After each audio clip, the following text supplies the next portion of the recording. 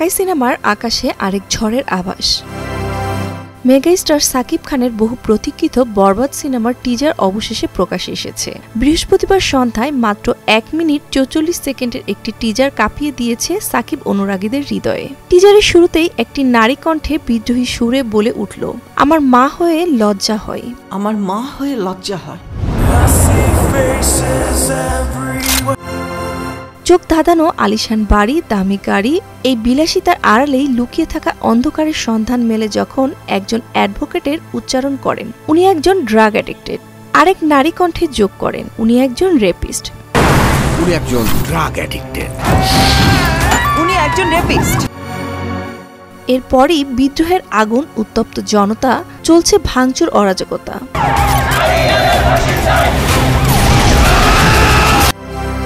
ঠিক সেই মুহূর্তেই যেন বিদ্যুৎ চমকের মতো আবির্ভূত হয় মেগাস্টার সাকিব খান। রক্তাক্ত শরীরে একটি গাড়ির বনেটে বসে আঙ্গুলের ইশারায় কাউকে চুপ করতে বললেন এবং তারপর সমস্ত সিনেমা হলেই হিম করে দেওয়ার কণ্ঠে উচ্চারণ করে বললেন, সাইলেন্স।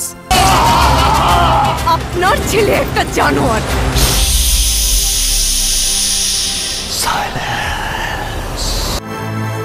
মেহেদী হাসান হৃদয় পরিচালিত এই সিনেমায় ধুমধারাক্কা অ্যাকশনের সঙ্গে মিশেছে রোমান্স। কলকাতার অভিনেত্রী ইদিকা পাল নিতু চরিত্রে সাকিবের প্রেমিকা হিসেবে দেখা দিয়েছেন। ধারালো তরবারি হাতে, রক্ত ভেজা মুখে এবং বিদ্রোহ আগুনের মাঝে প্রেমের ছোঁয়া। আমি পুরা দুনিয়া বরবাদ করে দিতে পারি। এবার তিনি আসলেই সব সীমা ছাড়িয়ে যেতে চলেছেন।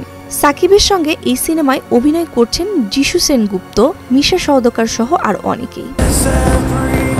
আর তোমার ছেলের বাবা হয়ে এতটুকু লজ্জা হয় না?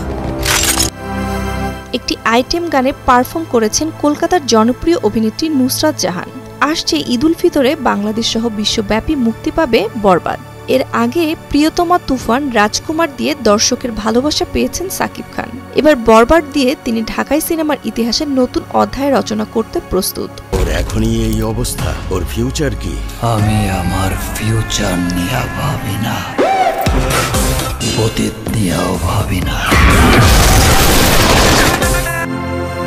টিজার দেখেই ইতিমধ্যে ভক্তরা এক বাক্যে বলেছেন, সাকিব বরবাদ করে দিতে চলেছেন সিনেমার সব রেকর্ড।